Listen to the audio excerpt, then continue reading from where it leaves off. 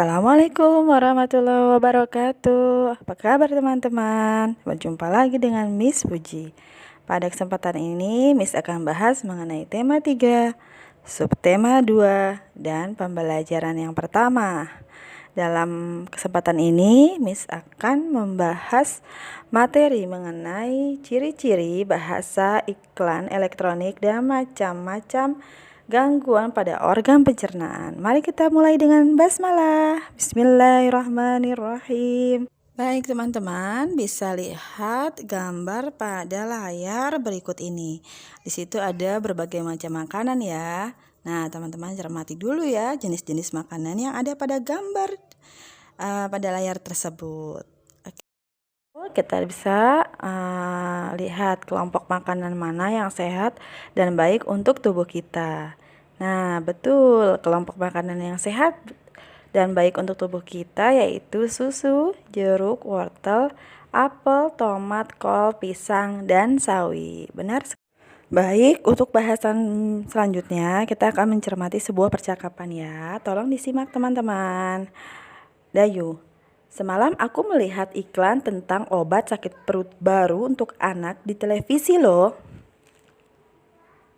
Udin, wah, sudah ada iklan baru lagi.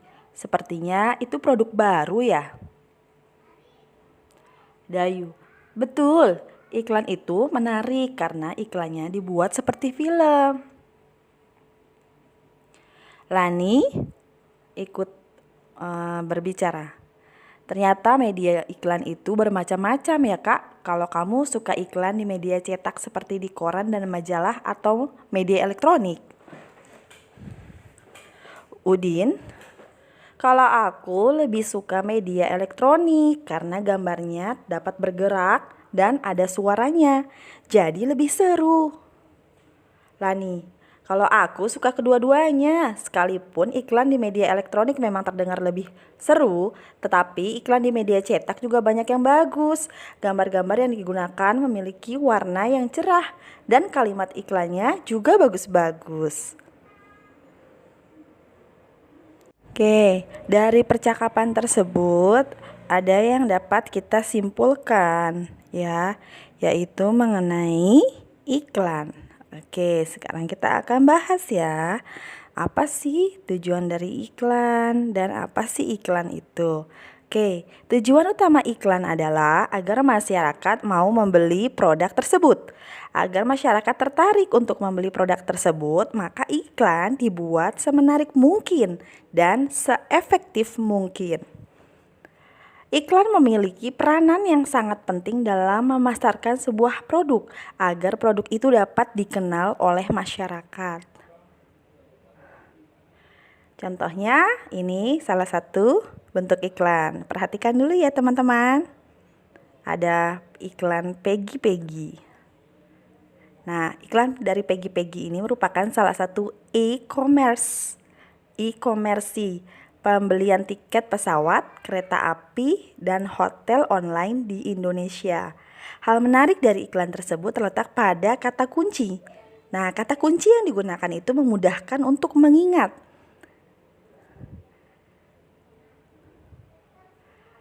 Kemudian, kata kunci seperti Peggy, tiket hotel, tiket pesawat, tiket kereta api, booking hotel, dan e-commerce. Nah, itu yang akan mudah diingat karena melihat dari gambar iklan tersebut. Lalu ada iklan mengenai minuman Sprite. Iklan minuman bermerek Sprite berdurasi kurang lebih 10 detik, itu cukup menarik.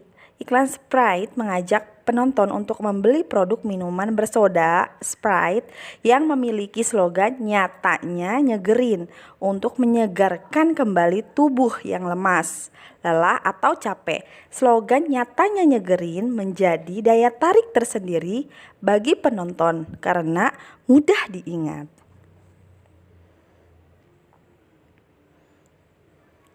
Oke, apa perbedaan antara iklan media cetak dan iklan media elektronik? Nah, dari sini dapat kita bedakan ya. Iklan media elektronik yaitu iklan yang hanya sekilas dan berlangsung hanya pada saat itu saja. Sedangkan iklan pada media cetak itu bisa dibaca atau dilihat kapan saja. Lalu iklan media elektronik menggunakan indera penglihatan dan pendengaran, sedangkan media cetak hanya melalui indera penglihatan saja.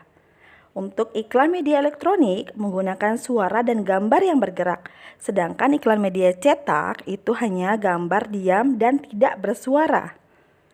Iklan media elektronik liputan bersifat informatif dengan narasi yang cukup, sedangkan penggunaan kalimat pada media cetak itu terbatas hanya beberapa baris saja. Lalu iklan media elektronik bersifat langsung dan nyata, serta dapat menyajikan kejadian sebenarnya. Sedangkan iklan media cetak hanya menyajikan gambar dan tulisan saja. Nah, dari sini jelas ya teman-teman perbedaan antara iklan media elektronik dan iklan media cetak. Oke, kita agak loncat sedikit ya. Untuk bahasan selanjutnya kita akan bahas mengenai gangguan sistem pencernaan. Di antaranya, gangguan sistem pencernaan adalah MAH. MAH merupakan gangguan sistem pencernaan yang gejala umumnya berupa nyeri pada lambung dan sakit ulu hati. Penyebabnya adalah meningkatnya kadar asam lambung yang dipicu oleh pikiran tegang dan makanan tidak teratur. Gejalanya diantaranya adalah rasa perih pada dinding lambung, mual, muntah, dan perut kembung. Cara mengatasinya adalah dengan makan teratur, istirahat cukup, dan hindari stres. Lalu yang berikutnya adalah diare. Diare merupakan buang air besar dengan tinja encer atau berair dengan frekuensi lebih sering dari biasanya. Penyebabnya adalah iritasi pada selaput dinding usus besar atau kolon.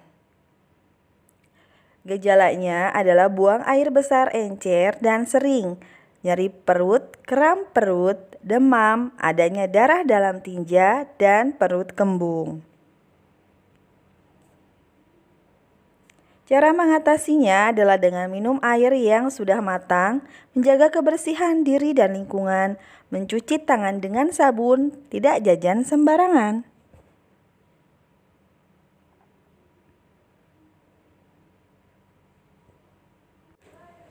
Lalu selanjutnya adalah ambeien, kolera, wasir, dan tukak lambung.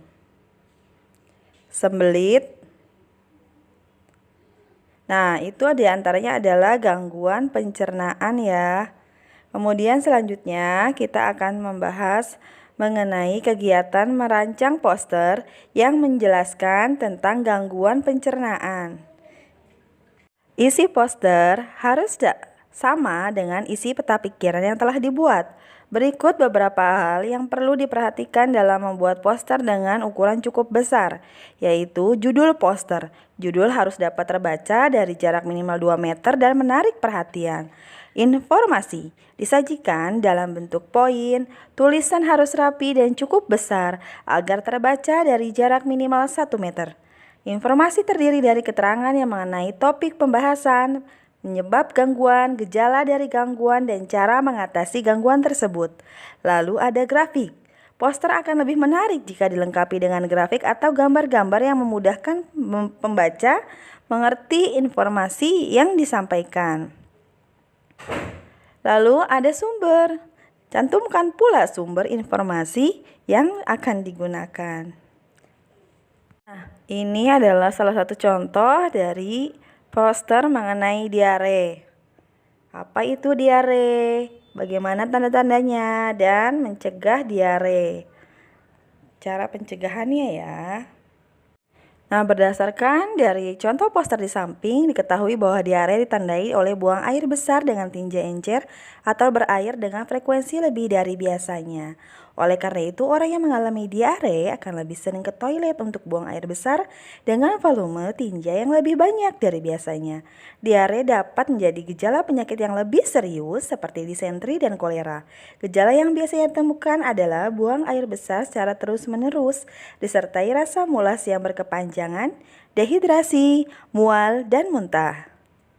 Cara mengobatinya adalah dengan pemberian cairan dan elektrolit seperti larutan garam, yaitu akan membantu memulihkan keadaan tubuh yang kekurangan cairan dan elektrolit. Pemberian cairan elektrolit merupakan cara pengobatan yang paling efektif terhadap gejala diare. Apabila cairan oralit itu tidak tersedia, maka kamu dapat membuatnya sendiri. Oke, kita akan coba membahas bagaimana cara membuat cairan oralit, yaitu dengan menyediakan bahan-bahan diantaranya adalah setengah sendok teh garam, 6 sendok teh gula pasir, dan 1 liter air hangat. Kemudian pisang secukupnya untuk menambah kalium dan rasa. Biasanya pisang ini juga bermanfaat untuk mengatasi diare ya. Cara pembuatannya adalah dengan melarutkan gula dan garam dalam air hangat. Lalu pisang dapat dilumatkan secukupnya atau dicampurkan atau dimakan begitu saja. Nah, itu ya salah satu cara pencegahan dari diare. Kita akan membahas mengenai tema 3, subtema 2 dengan pembelajaran 2. Di antaranya kita akan belajar mengenai penyebab gangguan pada organ pencernaan, ciri-ciri bahasa iklan, dan properti tari. Masih berkaitan dengan pembelajaran pertama mengenai gangguan pencernaan ya, yaitu diare. Ya, faktor penyebab diare secara umum. Diare terjadi ketika makanan dan cairan yang dimakan berlalu terlalu cepat dan atau terlalu besar jumlahnya pada saluran pencernaan atau usus. Secara normal, usus besar akan menyerap cairan dari makanan yang kamu makan dan meninggalkan kotoran atau tinja yang sangat padat. Akan tetapi, ketika cairan dari makanan yang kamu makan tidak diserap, maka hasilnya adalah kotoran atau feses yang cair atau encer. Penyebab diare mungkin berhubungan dengan infeksi virus atau bakteri. Penyebab tersebut juga dapat terjadi akibat keracunan makanan. Secara umum, penyebab diare antara lain bisa didapat karena infeksi virus. Rotavirus adalah penyebab diare pada anak-anak akut yang paling sering terjadi. Lalu ada infeksi bakteri dan parasit, yaitu masuk melalui makanan dan minuman yang terkontaminasi. Lalu, intoleransi makanan terjadi pada sebagian orang yang intoleransi terhadap gula pada susu, sehingga diare terjadi setelah makan atau minum produk susu. Kemudian berikutnya adalah alergi makanan. Biasanya reaksi negatif terhadap obat-obatan. Banyak obat yang dapat menyebabkan diare. Biasanya alergi terhadap antibiotik, sementara antibiotik sebenarnya membantu membunuh bakteri baik dan jahat yang dapat mengganggu keseimbangan bakteri baik dalam usus. Lalu yang berikutnya adalah penyakit usus, yang biasanya menimbulkan diare kronis dengan banyak penyebab. Lalu ada gangguan usus fungsional atau stres. Lalu kita masuk ke ciri-ciri bahasa iklan elektronik. Ini menyambung di pembelajaran yang pertama tadi ya. Ini contoh contoh iklan. Ada nama iklannya, kalimat iklannya, dan ciri bahasa iklannya ya. Teman-teman bisa cermati terlebih dahulu. Contohnya adalah nama iklan Yakult. Kalimat iklannya yang biasa kita kenal adalah cintai ususmu, minum Yakult tiap hari, kira-kira begitu ya. Lalu ciri-ciri bahasa iklannya itu adalah persuasif atau membujuk, komunikatif, informatif, dan efektif. Lalu juga ada iklan OLX ya. Kalimat iklannya adalah olx.co.id, cara tepat, jual tepat. Oke, lalu ciri-cirinya adalah bahasanya lebih efektif, informatif, dan komunikatif. Lalu ada smartfren, juaranya internet unlimited smartfren 4G. Ciri-ciri bahasanya adalah menggugah, efektif, dan komunikatif. Lalu ada iklan Sprite, Dengan kalimat iklannya, Sprite nyatanya nyegerin.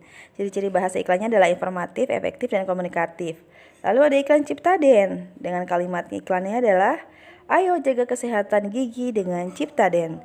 Ciri-ciri bahasanya persuasif atau membujuk, komunikatif, informatif, dan efektif. Gitu ya. Oke, kita beralih kepada kesimpulan, yaitu ciri-ciri bahasa iklan. Yang pertama adalah menggugah.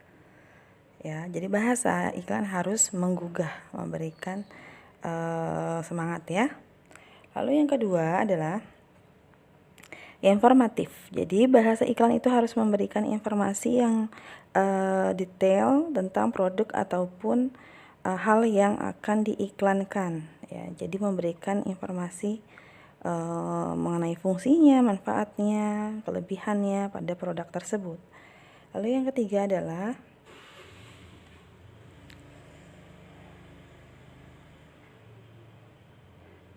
persuasif atau membujuk. Jadi iklan itu harus punya bahasa yang sifatnya membujuk, mengajak, kemudian membuat tertarik kepada orang lain untuk membeli produk ataupun untuk menggunakan produk tersebut. Lalu yang berikutnya adalah bertenaga gerak. Artinya iklan itu memiliki tenaga untuk menggerakkan keinginan seseorang untuk bisa menggunakan atau memakai produk yang diiklankan tersebut. Berikutnya adalah komunisuasif atau berkomunikatif dan persuasif. Artinya dalam menggunakan bahasa yang komunikatif, mengajak ya, kemudian memberikan kesan menarik sehingga bersifat persuasif, mengajak seseorang untuk membeli produk atau menggunakan produk tersebut. Lalu yang keenam adalah bahasanya efektif, tidak menggunakan bahasa yang terlalu panjang, tetapi bahasa yang sederhana namun bisa menarik. Kemudian untuk memberi daya tarik pada iklan media elektronik, banyak sekali kreativitas yang digunakan. Salah satunya adalah dengan menampilkan tarian termasuk tarian daerah. Lalu kita masuk ke bahasan berikutnya ya. Indonesia memiliki keanekaragaman budaya yang tinggi dan ini tercermin dari tarian daerah yang dimilikinya. Gerakan-gerakan setiap tarian daerah bisa jadi sama, tetapi ada pula yang berbeda. Makna yang terkandung berbeda-beda pula. Properti dalam sebuah tarian daerah memegang peranan yang amat penting. Properti tari merupakan bagian dari perlengkapan tari yang digunakan untuk meningkatkan estetika atau keindahan dalam sebuah tarian dan untuk memperdalam makna yang terkandung dalam sebuah tarian. Contohnya ada tari gantar dari Kalimantan yang menggambarkan gerakan orang yang tengah menanam padi. Mereka menggunakan properti tongkat yang menggambarkan kayu penumbuk, sedangkan bambu dan biji-bijian dalam wadah penumbuk menggambarkan benih padi dan wadahnya. Lalu ada juga tarian dari Kalimantan ya. Di Kalimantan juga terdapat tarian perang atau yang dikenal dengan tari kancet papatai yang menggunakan properti berupa mandau, perisai, dan baju perang. Oke, kita lihat di sini mengenai properti tarian terdapat dalam tarian. Di antaranya, tari baksa kembang dari Kalimantan Selatan, properti tarinya adalah rangkaian bunga. Sedangkan tari kuda lumping dari Jawa Tengah, propertinya adalah kuda lumping. Sedangkan tari reog dari Ponorogo, propertinya adalah topeng reog. Tari jaipong dari Jawa Barat, propertinya adalah selendang. Tari merak dari Bali, propertinya adalah bokor, sedangkan tari topeng dari Cirebon propertinya adalah topeng, dan tari serampang 12 dari Riau, properti yang digunakannya adalah sapu tangan. Baiklah, untuk yang pembelajaran 2 kita cukupkan sampai di properti tari. Oke, kita masuk ke bahasan berikutnya. Baik, kita masuk ke dalam tema 3, subtema 2, dan pembelajaran 3. Pada kesempatan ini kita akan bahas mengenai aktivitas masyarakat sekitar dalam upaya pembangunan sosial budaya. Lalu kita akan membahas mengenai keanekaragaman adat istiadat di lingkungan sekitar dan juga ciri-ciri bahasa iklan ya. Mungkin kita akan mensangkutkan lagi sedikit ya mengenai bahasa iklan. Kita amati suasana pasar ramai oleh penjual dan pembeli. Apa saja yang terdapat di pasar? pedagang, pembeli, barang-barang dagangan, dan lain-lainnya. Masih ingatkah kamu bagaimana sayur dan buah dapat sampai ke rumah kita? Nah, dari sawah dan kebun para petani yang bekerja keras untuk merawat sayuran dan buah-buahan yang kemudian didistribusikan ke pasar dan dibeli oleh konsumen. Aktivitas apa saja yang dapat ditemukan pada gambar? Nah, benar. Di antaranya adalah tatap muka antara penjual dan pembeli, melakukan transaksi jual beli dan tawar-menawar. Siapa saja yang terlibat dalam kegiatan di pasar? Petani, penjual, dan pembeli. Oke, aktivitas jual beli diantaranya ada transaksi jual beli di mana pelakunya adalah pembeli dan pedagang. Lalu ada kegiatan tawar-menawar dan tatap muka. Perbedaan apa sajakah yang dapat kamu temukan di pasar, yaitu produk atau barang yang dijual dan juga harga jual. Apakah orang-orang yang bertransaksi atau beraktivitas tersebut memiliki kebiasaan yang sama? Jelaskan. Tidak, karena setiap penjual memiliki barang dagangan yang berbeda, dan setiap pembeli mempunyai kebutuhan yang berbeda pula terhadap barang dagangan yang ingin dibeli. Baik, kita akan masuk ke materi berikutnya mengenai adat istiadat. Kebiasaan yang mengikat masyarakat dan berlangsung dalam jangka waktu cukup lama dikenal dengan adat istiadat. Adat istiadat merupakan kebiasaan sosial yang sejak lama ada di dalam masyarakat dan bertujuan mengatur tata tertib dalam masyarakat tersebut. Adat istiadat setiap kelompok masyarakat bisa sama atau berbeda satu dengan yang lain. Contohnya saja adat istiadat masyarakat Osing di Banyuwangi yang merupakan perpaduan antara Jawa, Madura, dan Bali. Kemudian adat istiadat masyarakat desa di Jawa Timur dan Jawa Tengah yang ternyata memiliki kesamaan. Salah satu persamaannya bahwa mereka memiliki ikatan yang berdasarkan pada persahabatan. Oke, kita lihat selanjutnya pada bagan. Di situ ada mengenai adat istiadat Nangro Aceh Darussalam. Ada adat yang disebut dengan Paus Sijuk, merupakan salah satu tradisi leluhur pada masyarakat Aceh ya. Kemudian ada dari Sumatera Utara dengan tradisi Simangokal Holi. Lalu Sumatera Barat ada perayaan Tabuik. Untuk Riau ada Balimau Kasai. Dan kemudian Kepulauan Riau mengenai adat istiadat bertepuk-tepung tawar. Ya, teman-teman bisa baca melalui tabel yang ada di layar.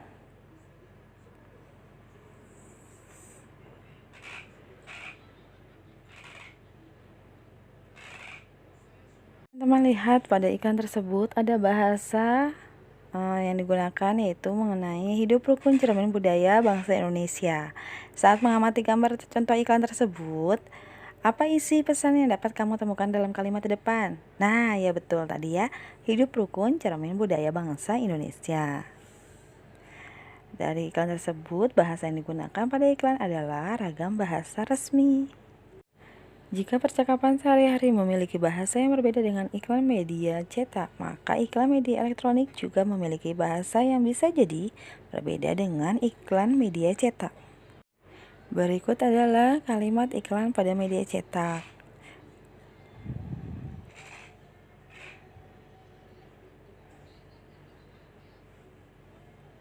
Kesimpulannya adalah bahasa yang dipakai pada iklan media cetak memakai bahasa resmi, sedangkan pada iklan media elektronik cenderung ke bahasa yang tidak resmi. Baik, kita akan masuk ke tema 3, subtema 2, dan pembelajaran 4. Kita akan membahas mengenai keanekaragaman adat istiadat lingkungan sekitar dan kata kunci dari paparan iklan elektronik. Masih ingatkah kamu dengan gambar aktivitas pasar? Menarik untuk dicermati bahwa dalam kehidupan kita sehari-hari kita dikelilingi oleh orang-orang yang memiliki begitu banyak perbedaan tetapi saling bekerja sama. Nah, kemudian dapat kita simpulkan yang pertama adalah bahwa semua orang dapat saling bekerja sama sekalipun berbeda terhadap agamanya, suku, adat istiadat, dan pekerjaan untuk memenuhi kebutuhan hidup bersama.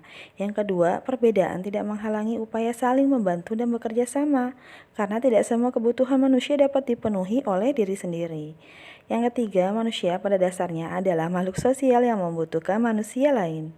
Dan yang keempat adalah bangsa Indonesia memiliki semboyan Bhinneka Tunggal Ika. Oke, kita beralih kepada semboyan negara kita, yaitu Bhinneka Tunggal Ika. Bahwa bangsa Indonesia memiliki semboyan yang luar biasa, yaitu Bhinneka Tunggal Ika, yang memiliki arti berbeda-beda tetapi tetap satu tujuan. Bahwasanya sekalipun di Indonesia terdapat begitu banyak suku, bangsa, ras, adat istiadat, bahasa, dan lain-lain, semuanya bersatu sebagai saudara sebangsa dan setanah air.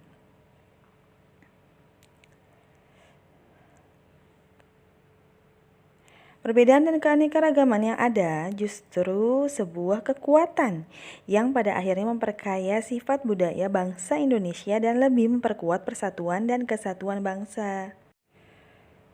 Perbedaan yang ada di sekitar kita merupakan kekuatan yang tidak dimiliki oleh bangsa lain. Dengan keragaman yang dimiliki, maka manusia saling bekerja sama dan bahu-membahu untuk memenuhi kebutuhan hidupnya, baik secara ekonomi, sosial, dan budaya.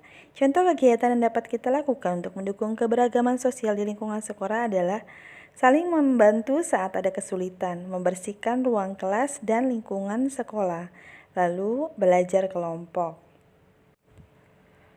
Seperti pada gambar berikut, kegiatan apa saja yang sedang dilakukan oleh anak-anak dalam gambar tersebut? Ya, apakah kamu pernah melihat kegiatan seperti itu di lingkunganmu? Kedua gambar tadi bercerita tentang upaya manusia dalam sebuah pembangunan sosial budaya. Bangsa Indonesia merupakan contoh upaya manusia dalam sebuah pembangunan sosial budaya. Kegiatan seni yang bertujuan melestarikan budaya Nusantara juga merupakan sebuah upaya pembangunan sosial budaya. Contoh lain dari pembangunan sosial budaya adalah dengan semakin terbukanya kesempatan bagi kaum wanita untuk bersekolah dan menuntut ilmu setinggi mungkin. Nah, ini adalah contoh iklan mengenai kegiatan sosial budaya ya, Pesona Pangan Nusantara. Di bawah iklan memang harus dibuat semenarik mungkin agar dapat menarik perhatian mereka yang melihatnya. Oleh karena itu, penting untuk selalu berhati-hati dalam penyampaiannya. Oke, kita akan masuk ke tema 2, subtema 3, pembelajaran 5. Pada tema ini, kita akan mempelajari mengenai informasi pada teks terkait dengan pertanyaan apa. Lalu langkah-langkah membuat gambar cerita. Kita simak ya. Oke, teman-teman bisa lihat pada gambar tersebut ya. Di situ ada berbagai macam gambar. Apa yang kamu lihat dari gambar di samping? Ya, itu adalah gambar poster. Apa isi dari poster tersebut? Poster tersebut berisi tentang bagaimana cara menjaga kesehatan organ pernapasan. Ya, dari mulai makanan yang sehat, olahraga, tidur yang nyenyak, dan juga posisi tidur yang benar ya. Kemudian menjaga organ pernapasan. Apa kesan yang kamu lihat dari gambar tersebut? Bahwa poster tersebut menarik untuk kita baca. Syarat poster ya. Kita akan pelajari mengenai syarat poster. Yang pertama, adapun poster, syaratnya diantaranya yaitu poster wajib mempergunakan bahasa yang mudah dipahami. Lalu kemudian ini adalah syarat poster. Yang pertama adalah poster wajib menggunakan bahasa yang mudah dipahami. Yang kedua, susunan kalimat poster harus singkat, padat, jelas, tetapi berisi. Lalu yang ketiga, poster sebaiknya dikombinasikan dengan bentuk gambar. Yang keempat, poster harus menarik khalayak ramai. Yang kelima, media poster harus mempergunakan bahan yang tidak mudah rusak atau sobek.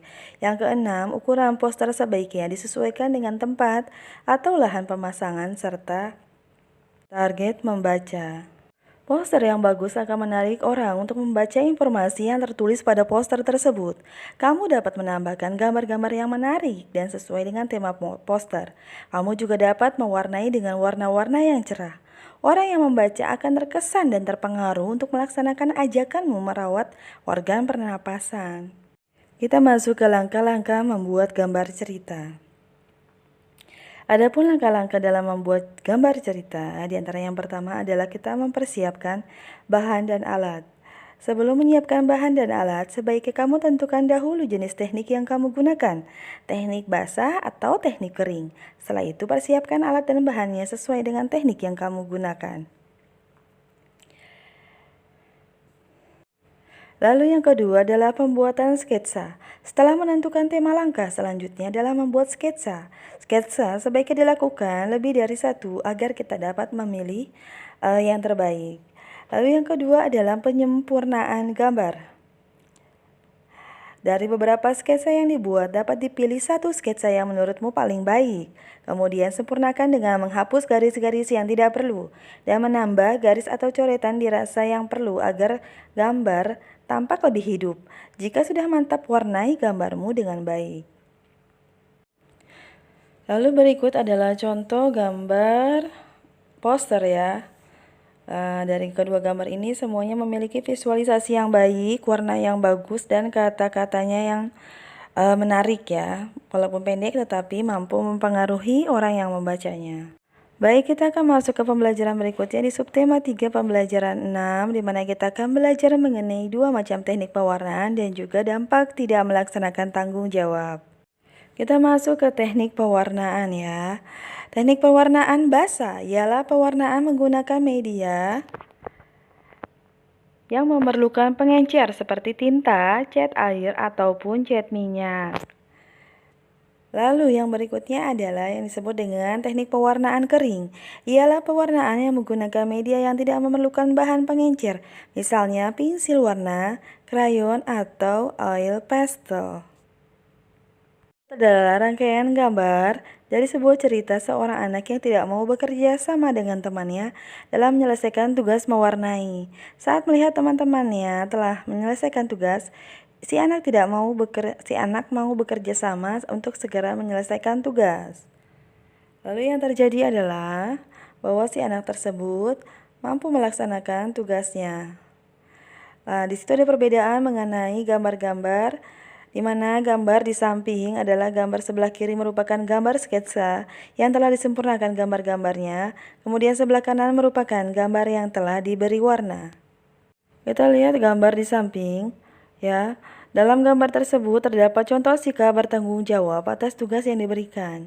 Sikap tanggung jawab memang harus dilatih sejak kecil supaya menjadi kebiasaan hingga kita dewasa nanti.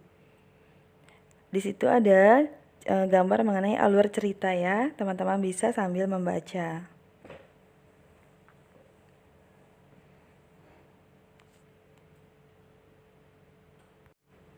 Lalu apa akibatnya jika siswa tidak melaksanakan tanggung jawabnya di sekolah, di rumah, atau dalam masyarakat?